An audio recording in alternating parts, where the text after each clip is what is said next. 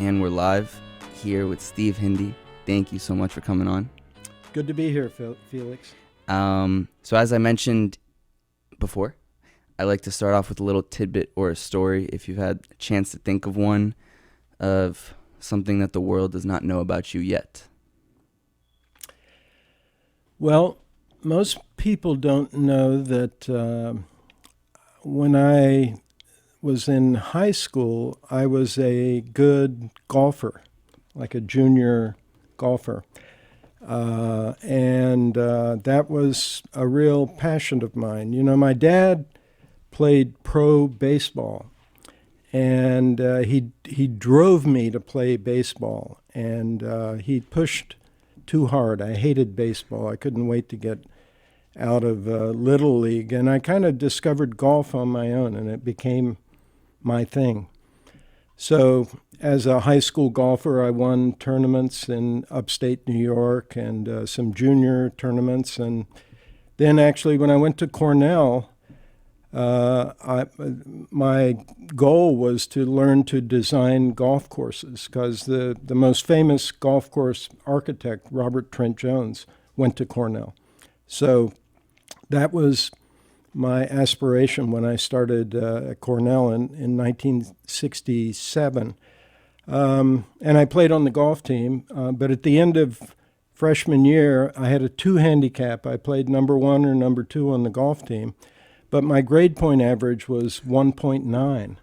Wow. And, below 2, you're pretty much out of Cornell. So I had to make a choice, and I quit golf entirely and kind of cut it out of my life, and ended up majoring in English and becoming a journalist. And I didn't take up golf again till almost 17, 18 years later when I started Brooklyn Brewery. Wow. What? How did you come about with the 1.9 GPA? Were you partying? Were you not focused? I was playing a lot of golf. Golf, it demands a lot of practice and a lot of attention if you're going to play at a high level. And I was doing a little partying too, but it was really spending so much time on the golf course. And interestingly, two of the most prominent golf architects today, Gil Hanse and I'm spacing on the other guy. They are graduates of Cornell. So that is definitely, if I had stuck with that, I would have been in a great position. Did you ever get to design any golf courses at all? No. Never. No. So let's get into it a little bit with, of course, Brooklyn Brewery and everything. It's now been, over 30 years? Yep, 31 years. Did you ever imagine that it would be what it is today? Well, the original plan actually was to be a big part of the Brooklyn market only. I think the original business plan aspired to be 3% of the Brooklyn market. The Brooklyn market being a very big beer market. But things have happened, and we've become an international brand. So actually this year, 60% of our sales will be export, will be around the world. We do sell a lot of beer here in New York, but I never imagined we would, that I'd be going to Stockholm or Tokyo or Paris and seeing people drinking my beer. What's the feeling like now when you do go to those places and you see people drinking the beer? Is it strange? I think the biggest thrill for any brewer, and I feel this here in New York too, in Brooklyn, when I see people ordering my beer and drinking, and I just feel like, yes, And then it's almost double yes when you see it happening in Paris or London, around the world. It's quite amazing how the name Brooklyn has carried us to all these faraway places, because we've never really done any advertising. It's all been word of mouth. Right. So that's one of the main things, when I'm doing my research, I'm wondering, how do they do so well with really virtually no advertising. How did that, like, word of mouth, as you say, how does that work? And how do you think that the way you guys approached it like that did so well? And I mean, it shows, the true power of word of mouth, and that you don't necessarily need to pay for big advertising or marketing. Yeah. In the beginning of Brooklyn Brewery, I realized we didn't have enough money to do traditional advertising. I mean, first of all, advertising in New York City is crazy expensive, and you never know how effective it is. And so it was kind of off the table. Like, we couldn't even afford to produce a commercial, let alone air it on radio or TV. But I knew we were living in a place, Brooklyn, where a lot of exciting things were happening. There were so many artists in Bushwick and Williamsburg, where we located in the very beginning.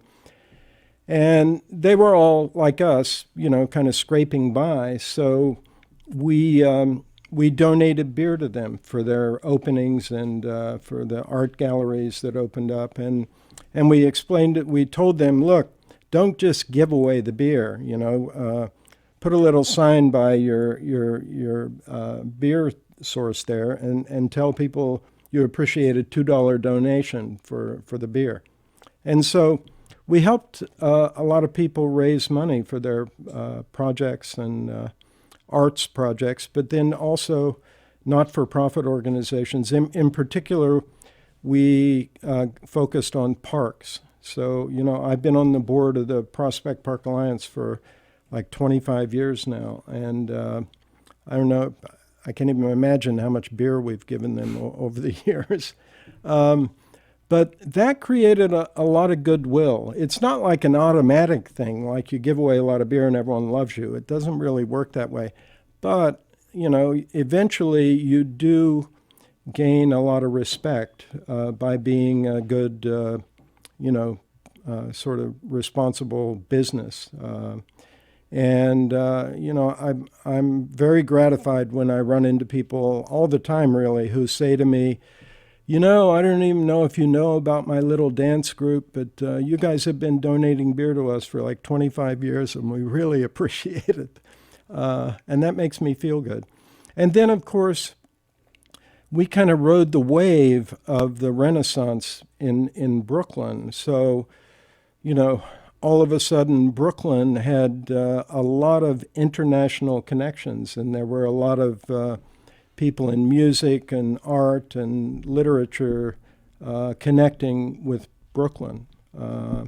We sort of were part of that whole thing. So I think that helped us project around the world. And then the internet, which didn't exist when we started, it just kind of blew up everything we were doing. And the reach of what we were doing became so much greater than it was without the internet. I'll give you an example. We did promotions, too. I'll give you an example. I think it was like 3 years, like 1990 to 92, we did something called the Brooklyn Lager Band Search. So we realized there were all these bands in Brooklyn, and they were all struggling to get attention and to get signed, with a big record company. Funny, record companies hardly exist today.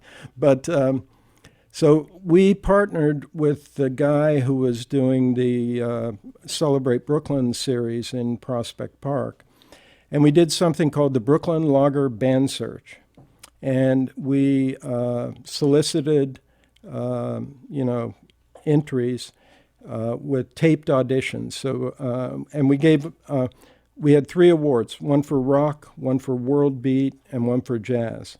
And we got hundreds of tapes, and we listened to them, along with some record industry scouts who participated as judges. And we narrowed it to like 5 bands in each category. And then we did those 5 bands presented at the Knitting Factory, the jazz, at Sounds of Brazil, the World Beat, and at Cat Club, which I don't think exists today, for the rock. And then we picked a winner. The winner got $1,000 and got to open for a big name band at the Prospect Park Band Shell. So the whole idea of that was, you're an unknown band, we're an unknown brewery, so we'll get together and get some attention. And actually, for the last 2 years of that, National Public Radio broadcast those winning bands' performances in Prospect Park. We had to pay for the recording, but I mean, it was a lot of money for us, but it was nothing compared to the exposure we got from that. So we did a lot of, kind of guerrilla marketing. We were kind of making it up every day. I want to, I've read your book, and I want, for people that haven't yet, I want them to have just a little bit of background, maybe, and hear it from yourself because you have a very interesting life story, and even the years before getting involved with Brooklyn Brewery. If you don't mind, just giving a small background on your time as the Middle-East Correspondent for the Associated Press, and then how a shorter version of how Brooklyn Brewery got started, if you will. Yeah. So after I gave up golf, I ended up majoring in English. And right out of college, I tried teaching high school English. I almost had a nervous breakdown. It's the hardest thing I ever did in my life. I couldn't wait to get out of there. And I went to work for a newspaper in upstate New York, in Geneva, New York, little town upstate. And I loved being the local reporter. And then I married my high school girlfriend, and eventually we moved to New York City, and I worked for newspapers in the suburbs of New York. We lived on the Upper West Side, and eventually I got my big chance, a job with Associated Press in Newark, New Jersey.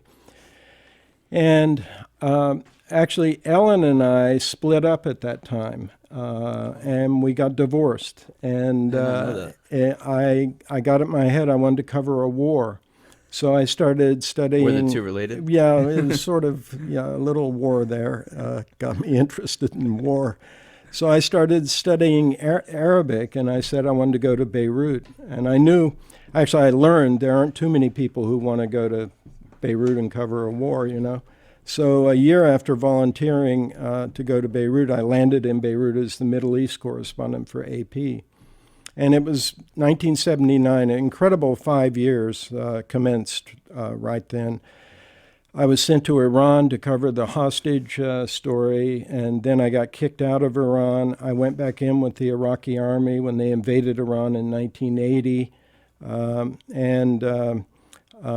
I was sitting behind President Sadat of Egypt when he was assassinated in Cairo, and I covered the Israeli wars in Lebanon, the civil war in Lebanon. I was abducted in Lebanon in 1980, a very nasty incident where the people with me, 2 of the guys with me were tortured and killed, and one was shot, and we carried him out and got on a helicopter, and he lived. So it was like a pretty amazing 5.5 years. In the middle of that, I missed my ex-wife, Ellen, and started writing to her. And eventually she came to visit me in Beirut. And when she came to Beirut, there was no fighting. We had an amazing time. So we went up to the mountains, we went to Syria, to Damascus, and we decided to get back together. So we got remarried in Beirut during the war, and we had our first child there. And then our second child in Cairo. But when I was in the Middle East, I met Americans who worked in Saudi Arabia, where they have Islamic law, no alcohol. And these guys were avid homebrewers. And it's the first time I ever learned you can make beer in your kitchen. AP wanted me to go to the Philippines next. Ellen said, no way I'm going to Manila with these babies. I'm going home. I hope you come with me. So I had a choice, between my family or my career, and I chose my family. Came back, I went to work for Newsday, doing foreign news at Newsday, and I started making beer at home. And that was really the genesis of the Brooklyn Brewery. I remember in the book, I think you'd say when you first make your first batch, I suppose, of beer, and how I think it was like 30 of the 40 bottles you mess up. Yeah. What was that feeling like the first time that you made like your first successful brew? Do you remember that? Was it at that moment where you're like, I need to do something with this? No, not really. I mean, when I started home brewing, I would share it with my neighbors, and we all thought it was cool. And it took a while. Really, it had more to do with being bored, being an editor at Newsday. I couldn't believe, after the amazing experience I'd had in the Middle East, is this going to be the rest of my life, with all these stiff guys, editors, wearing a tie every day? I can't do this. And that was when I started dreaming of starting a brewery. Also, I learned about the history of brewing in Brooklyn, which is an amazing story. When Brooklyn became part of New York City in 1898, there were 45 breweries in Brooklyn. It was a major brewing center. And the last two big breweries had closed in 1976, Schaefer and Rheingold. So I thought the idea of starting one of these, what were called microbreweries back then in Brooklyn, would be a perfect thing for Brooklyn. And bringing brewing back to Brooklyn is something people could sort of embrace, and it worked. So then when we talk about the discussion between you and, at the time, your downstairs neighbor, who you end up starting the brewery with, Mr. Tom Potter, will you talk about that discussion, and then, how you then put that first step forward into creating the Brooklyn Brewery? Yeah, so Tom was my best customer, my homebrew. It was like 1986, the year the Mets won the World Series, and Tom and I seemed like every weekend we would end up watching the kids, because my wife was in grad school and Tom's wife was an artist, and I'm very much more involved in her work, Gail. And so we would watch the Mets and watch the kids and drink my homebrew, and I was trying to convince Tom we should start a brewery, and he thought I was crazy because he had studied the beer industry and knew the big guys were getting bigger and bigger and the little guys were getting driven out. But I said, we're not going to compete with the big guys. We're going to compete with the imports. We're not drinking domestic beer anymore. We want beer with flavor. So we're going to make beer with flavor and compete with the imports, and we're going to price it right with the imports, and that's the strategy. Eventually, Tom went to the Microbrewers Conference, which was held in Portland, Oregon, 1986, and he went with his Brooks Brothers suit. He's a banker from New York City. And there were only about 20 microbreweries in the country then, and they're all at this conference. And they see this banker from New York, so they're all like pushing their business plans on him and, thinking of him as a source of financing, not realizing that he, was being convinced to start a brewery.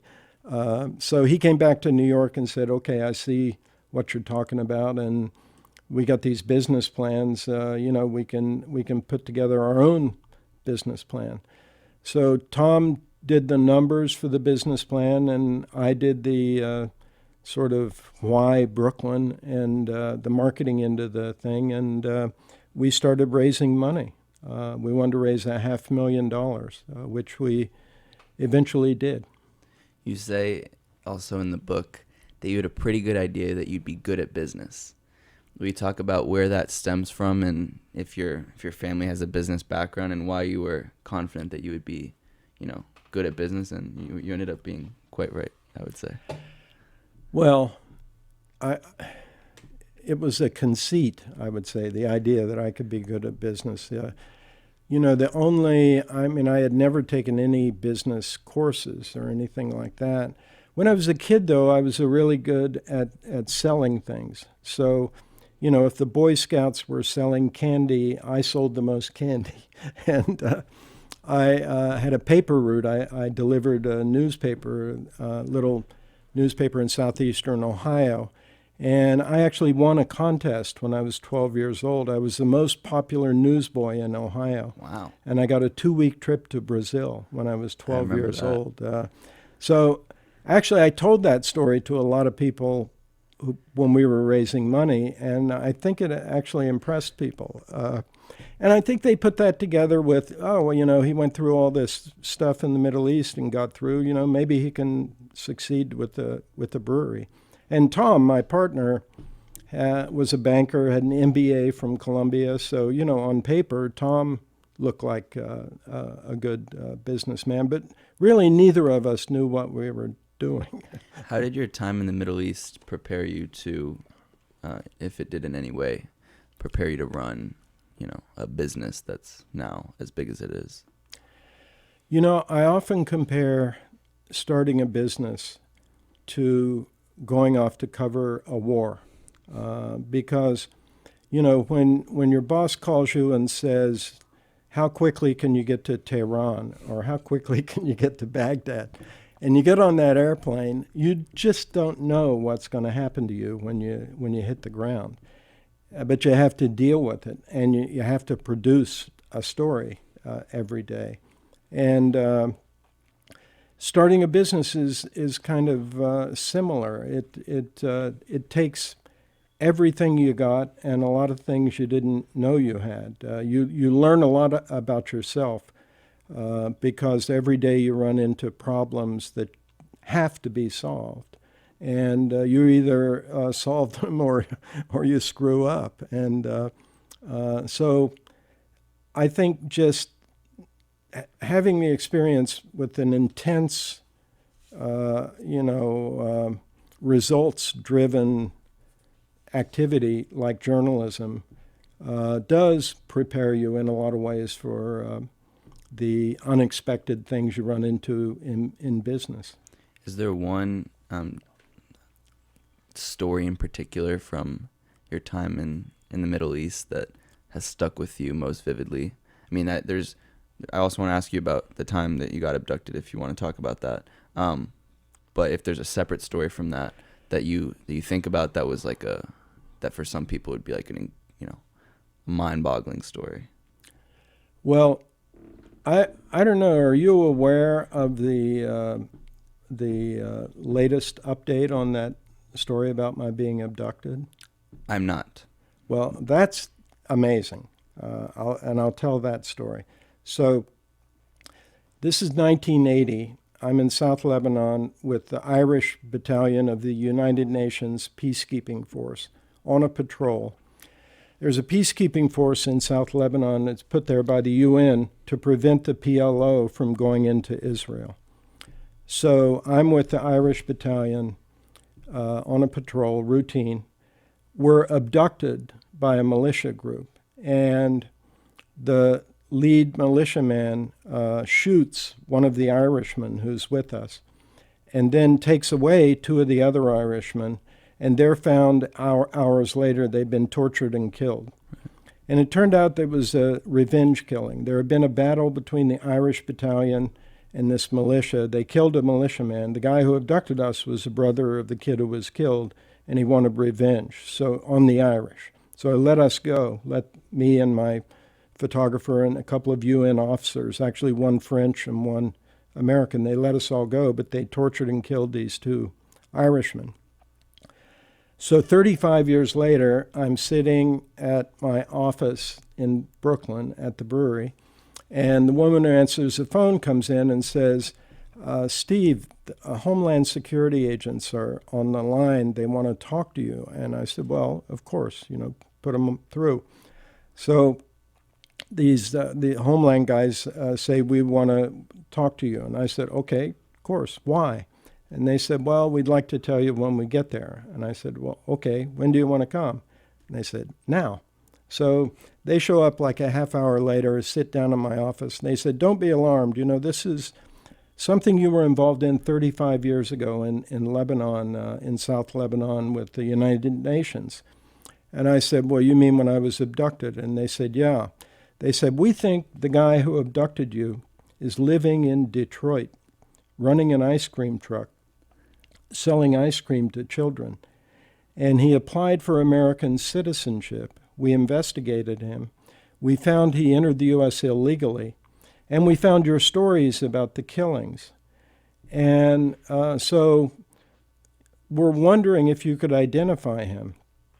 And they showed me headshots of 50 Arab men. And I picked him out. And they said, wow, that's amazing. Would you be willing to testify against him? And I said, yes. So then they went to Ireland, and they found the Irishman who was shot by this guy, shot point blank, who lived. And he identified the guy too. So eventually they arrested him and deported him to Lebanon. And he is at this very moment in a jail in Lebanon, and he's on trial for double murder of the two guys, attempted murder of the third guy. You know, as a journalist, you write a lot of stories, and when you're a young journalist and you don't know any better, you think, wow, this story is going to blow the lid off this town. You know, people are going to rebel when they read how screwed up this thing is or whatever. And in fact, nothing ever happens as a result of a news story. So to see this thing follow through to the point where this guy's brought to justice is a very satisfying thing for me. Did you ever get to see him? When you testified, were you in the same room as him? No, I was subpoenaed to come to Beirut and testify. But my journalist friends in Beirut told me, do not come here because this guy has a big family. And, you would definitely be in danger if you came to testify. So I gave a deposition which was read at the trial. And it's interesting. So he was a Shiite Muslim working for this militia, which was actually an Israeli-supported militia. It's complicated. Lebanon's very complicated. So Hezbollah didn't exist back then. Today, Hezbollah dominates South Lebanon, and this guy's family is big in Hezbollah. So what I hear from the Irish is that the family is protecting him from being convicted and executed. And the Irish government is insisting that he be prosecuted. So they're both hoping he's going to die in captivity. And I think he's probably close to 80 years old now. But he's been in jail for 5 years since he got sent to Beirut. What have you been back to the Middle East often since your time there as a correspondent? Yeah, I've been to Beirut a number of times. Last time was in 2011. I went for a wedding in this little coastal city south of Beirut called Damour, where I almost got killed by an Israeli airstrike in Damour once. So it was kind of bizarre being back there for a wedding. And the wedding was of a young Palestinian guy and his Shiite Muslim wife from South Lebanon. Her family, her dad is like head of the Communist Party in South Lebanon. The Communist Party being not really communist, but just leftist kind of party. So it was sort of a bizarre moment to be back in a place where I almost bought it. How has your time there, changed your perception of the world, I suppose, because you have a very unique outlook that, so many people here don't have, and we have our one perception. For people who haven't been to the Middle East, we see it one way from the media, but you saw it, especially in a different time as well. You were literally there for 5.5 years. Right. How has that kind of changed your perception on life, and how has that kind of influenced you more so deeper as a person? Well, my wife and I and our kids follow international news. We know it. We lived it. And somehow when you're immersed in that for a time, it just sticks with you for the rest of your life. So we travel a lot, and actually I'm thrilled that Brooklyn Brewery is selling all over the world now because I get to go to a lot of places and meet a lot of people. My daughter Lily is doing a PhD in Middle East history at UCLA now. So she's very much, she worked for AP for a number of years, and then she lived in Egypt. She had an internship at American University in Cairo, and she also lived in Syria when she was studying Arabic. And now she's studying Turkish and Kurdish. So the stuff happening in the news right now with the betrayal by President Trump of the Kurds, she's right on top of the story. Do you think if Ellen had not said, I'm leaving, we're going back, do you think you'd have still been a journalist? Definitely. I was thrilled with the work I was doing, and the idea of going to, being tapped to go to Manila because President Marcos was in trouble then. It would have been the next big story. So, it was a great disappointment to me when I came back to New York because, when you're a foreign correspondent, you're kind of an important person in that country. And to come back and just be an editor was a big come down. Actually, that's a big, interesting problem for all foreign correspondents because you're never going to do anything as exciting as being a foreign correspondent. So when you come back from that life, it's a kind of a tough adjustment. Also, the post-traumatic stress disorder, which didn't really come into use until like the early 90s. I'm sure I had a big dose of that. But it wasn't anything that anyone thought about or anyone thought needed attention or treatment.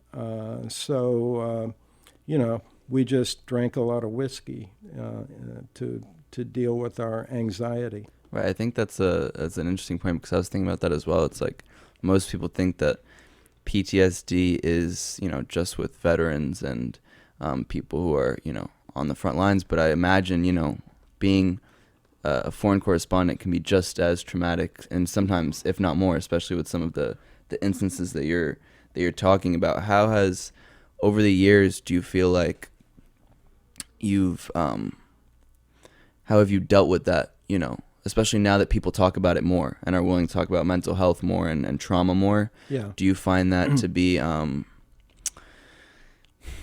maybe beneficial for yourself as well in any way?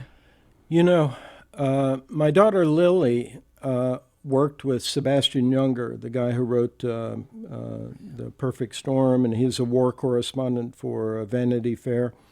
His photographer, Tim Hetherington, got killed in Libya. He was wounded in a mortar attack, and he bled to death. And if someone had put a tourniquet on his leg, he would have lived. So Sebastian and Lily started this organization called RISK, Reporters Instructed in Saving Colleagues. And they raise money to train freelance war reporters in first aid and give them medical kits.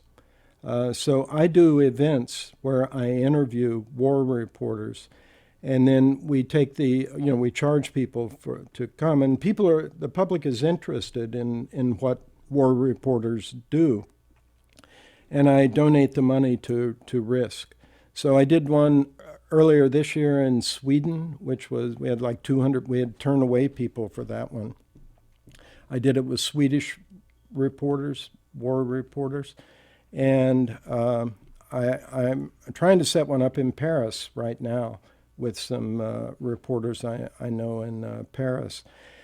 And we talk a lot about PTSD and how, the better newspapers like the New York Times, Washington Post, and AP are very much aware of PTSD, and they,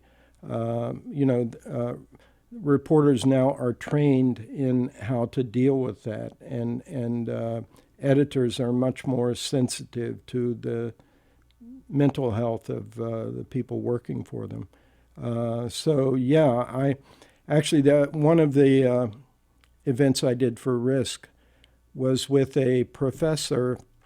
He's Canadian. I think he's the University of Toronto. Dr. Anthony. I'm spacing on his last name, but he's an expert in PTSD and has studied the effects of covering wars on reporters, and it definitely has a huge effect because, reporters have to go from one big event to another, one big story to another, and it's like constant intensity of covering conflict. We're going to take a quick break. Run a quick ad for Manscaped. All right. Support for Where Is This Going comes from Manscaped, who is #1 in men's below-the-belt grooming. Manscaped offers precision-engineered tools for all of your family jewels. That's why Manscaped has redesigned the electric trimmer. Their Lawnmower 2.0 has proprietary skin-safe technology, so this trimmer won't nick or snag your nuts. Over 1 million men have confidently manscaped with Manscaped's precision-engineered tools. This trimmer's so good, even Mark Cuban from NBC's hit TV show Shark Tank offered Manscaped a deal. Manscaped also has the Crop Preserver, an anti-chafing ball deodorant and moisturizer. Get 20% off and free shipping with the code WTG at manscaped.com. Always use the right tools for the job, and your balls will thank you. Get 20% off and free shipping with the code WTG at manscaped.com. That's 20% off with free shipping using code WTG. Okay, back into it. More so in the Brooklyn Brewery side. Mm-hmm. I'm interested how you, over the years, have been able to separate business and friendship. And how, for someone like myself who's still young and hopes one day to get into the business side of who knows what, if you had good advice on how to go about, managing people that you love but also managing your corporation. Well, I feel I've been fortunate to have some good advisors and mentors over the years. And probably the most important is Milton Glaser, the guy who designed our logo, a very famous designer. He did the I Love New York logo, did Bob Dylan's early albums, and he's done a million things you would recognize. There are many books about Milton. And he has well, first of all, he knows New York. He's born in the Bronx, brought up in New York. He started one of the early graphic design firms.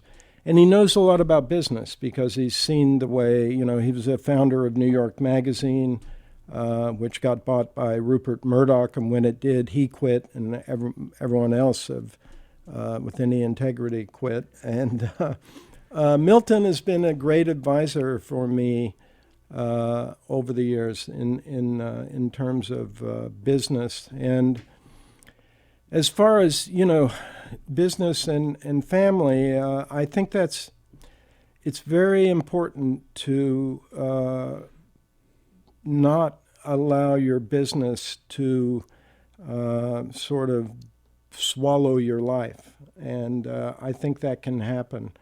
I think that having a partner like Tom meant that, we could both take vacations every year, and we did. And, I was always very much aware of keeping my family first. Foreign correspondents typically are not very good family people. Foreign correspondents tend to have some very bad personal habits, drinking, drugs, and just the desire to get to every conflict that flares up around the globe. So as a business person, I always tell people who are talking about going into business, I tell them they have to understand that it could swallow up their life entirely, and that you've really got to make sure you have a place for your role as a father and a leader with your wife of a family, because the business can just dominate your life, and you shouldn't let that happen, because life is more than just business. How have you, or is there one piece of advice that you wish you could tell yourself back when you started the business? No, something that you know now that could have saved you time, money, stress? I think there are moments where you have to make big decisions, like, you're bringing in a partner, and that partner, you're essentially selling a big piece of your business to that partner. Those are very dangerous moments, perilous moments, and you have to really think hard about those decisions and talk to other people about them and get some advice on them. Because ultimately, those decisions are going to determine how much you benefit from the success of the business. And every decision like that is a trade-off. You're giving up something, but obviously you're getting something for it. And those are very tricky decisions. And I think often I look back at some of those and think, I wish I'd done that a little bit differently. But on the other hand, things have worked out pretty well, so, don't beat yourself up over it. One of those trade-offs that I enjoyed the most from the book was when you talk about, as you mentioned, your first interaction with Milton and how you even got to get there, and how you basically were kind of pestering his secretary for calling. She blew me off the first time I called. Well, I think what's also really inspiring in that sense is that you guys, as you talk about, it's like you really didn't have the money to start anything at first, and you definitely didn't have the money to pay for someone of that caliber to do your logo, and right. And for people who haven't read the book yet and will hopefully, you pester Milton's secretary. She finally was like, okay, I'll get you to him. And then once you put in front your idea, he says he's on board, and then he ends up having a stake in the company. I think that's like a really good, speaking of business, a creative way of going about it, because I think for some people they might have kind of given up and said, I'll go for a different designer. But I think you realize the power of having that logo. And in that sense, I think you were 1,000% right, because that logo now, is the one you see all over the world.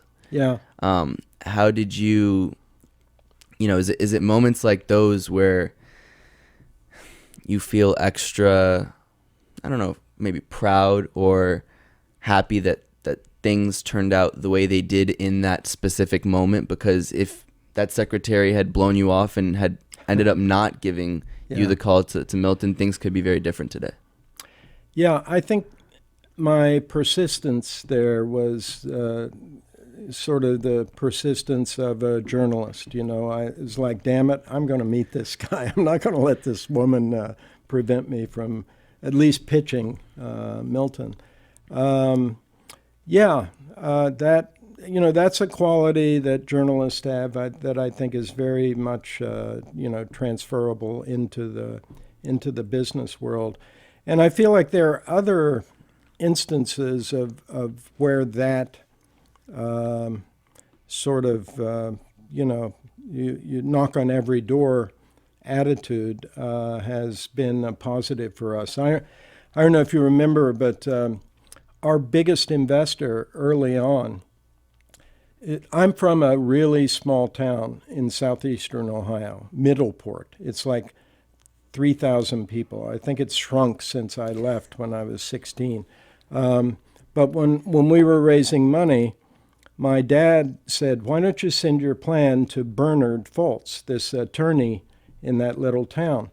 And, I hadn't seen Bernard Foltz in like 10, 15 years at that point. And I said, really? Middleport? And he said, well, you never know, just send it to him. So it turned out Bernard Foltz, the attorney in my hometown, had a client who had become extremely wealthy as an entrepreneur. Like this guy, when I was a kid, this guy was driving a truck delivering coal from the coal mines in West Virginia and Ohio to the power plants on the Ohio River.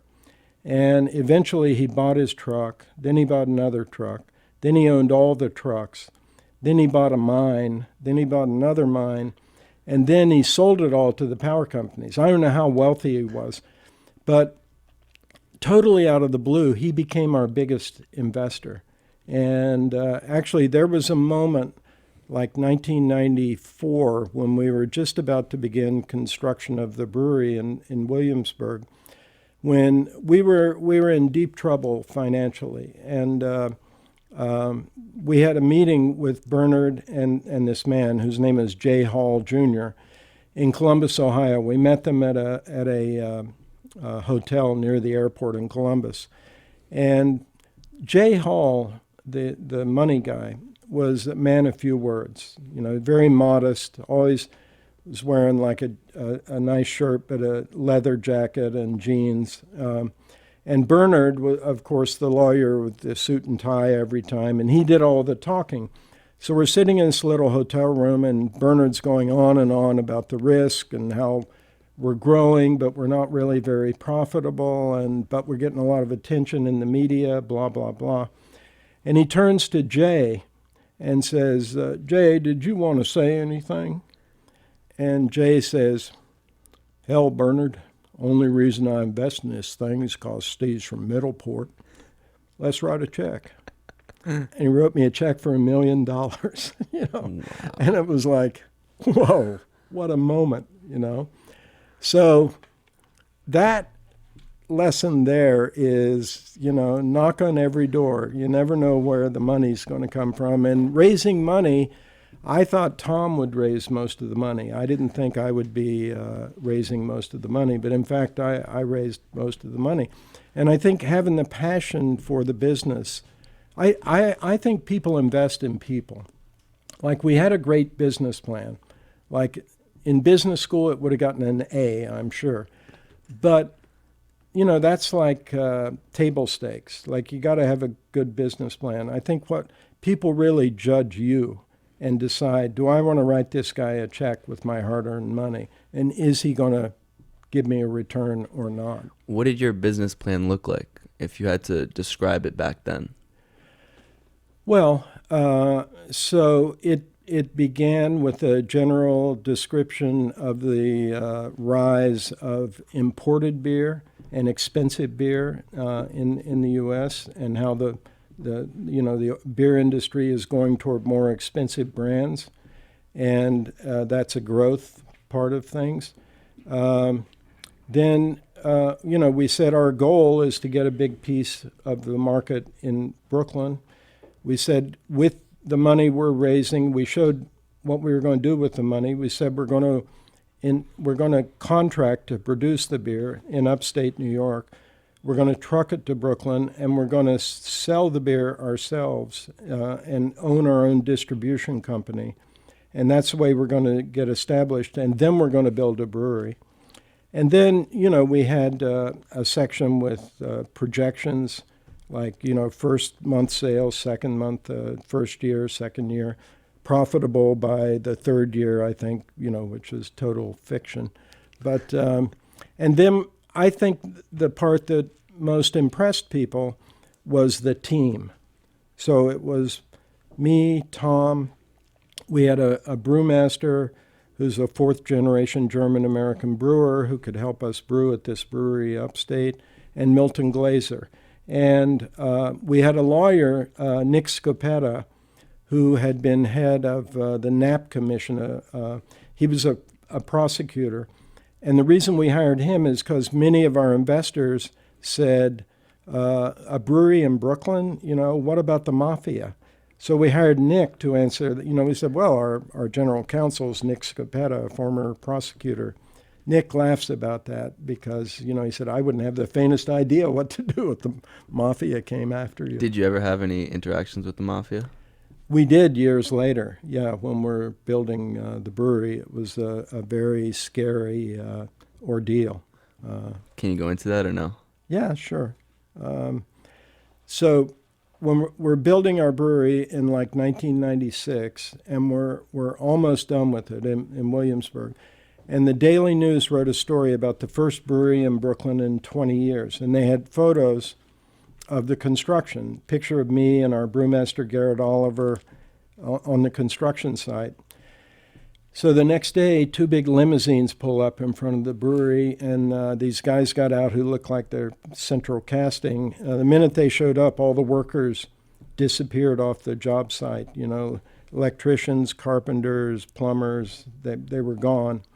And it turned out we were doing this job with non-union labor, and these guys represented the labor unions. So they shut us down for like 10 days, and eventually I had a meeting with the boss of the group and a couple of other guys, and I tried to evoke some human connection with them, talking about my background, the war stories, etc. And the boss was kind of interested in my background, but the guys with him were like, yeah, we heard enough of this. We're here for JOBS. You did this without us, And so eventually the boss told me he was going to have to hurt me, and he put his hand between my legs. I was sitting in a chair very much like this, leaning back in an office chair, and he put his face down next to me and said, we're going to have to hurt you. And then he grabbed me by the shoulders and slammed me into the wall and said, just kidding. We want you to come to our Christmas party and bring your wife and take an ad in our journal. And I'm thinking, God, I'll take a gold page and whatever. And they left, and eventually the workers came back on the job, and I never heard from those guys again. But I wrote about this in Beer School, the book you're talking about. And when the book came out, New York Magazine interviewed me. They wanted to know the name of the boss. And I said, you got to be kidding me. I live in South Brooklyn. He's probably in my neighborhood. So I wouldn't give them the name. But I Googled him. This is like 2005. He went to jail for extortion and racketeering for putting no-show jobs on a school construction project at 39th Street and 3rd Avenue, about 30 blocks from where we live. How long did he go to jail for? He went to jail for like 5 years. What now Brooklyn Brewery is all over the world. Yeah. Will you talk about what's next for it? It's already, we were talking even before places like Japan and Sweden and Australia, and it goes on and on and on. Yeah. How do you, from this point on, even continue to push the brand even more? Well, the craft beer business in the U.S. is really tough right now because there are 7,600 breweries. When I started, there were fewer than 50 breweries in the whole country, 50 brewing companies in the whole country. Now there are 7,600. So there's a real glut, and it's a real tough sell domestically. But our international business is exploding. Like this year, it's a very big number to begin with, and it'll grow by like 16% this year. So I think that's going to continue to grow. And we've only begun to understand how to really, elevate that market with marketing around the world. And that's what we're beginning to do now. Up to now, most of our effort has been selling beer, like pushing beer, getting restaurants and bars to understand our beer and to sell it for us. Now we're beginning to think more about marketing the beer, which means, telling our story, telling the story of our brands through the media, through the internet, in a much more professional way. And so, we are 31 years old, but I feel like we're at the beginning of the growth of Brooklyn Brewery. And the export business is now, this year it'll be 60% of our sales will be export. What would you say is the favorite part of what you do now today on a regular basis? Well, I'm no longer doing like day-to-day stuff. We have a CEO and a president, and I'm chairman. So I'm kind of an ambassador now. And our brewmaster, Garrett Oliver, also. Garrett's known all over the world. He's written a couple of, he wrote a book called The Brewmaster's Table, all about beer and food. And he's editor-in-chief of the Oxford Companion to Beer, which is the first ever encyclopedia of beer published by Oxford University Press. So Garrett and I basically are ambassadors now. We travel around telling the story of the brewery, tasting our beers with people. In the past 6 months, I've been to Sweden, I've been to Japan, I've been to Australia, I've been to China, I've been to Russia, selling beer. And it's kind of fun, because my books have been translated into Russian and Chinese and Japanese, so I always run into people who want me to sign their books, and of course I get a kick out of that. I feel like I'm selling beer and books these days, and I'm writing an update of Beer School for a Japanese publisher right now. So I think you've only begun to see Brooklyn Brewery blossom around the world.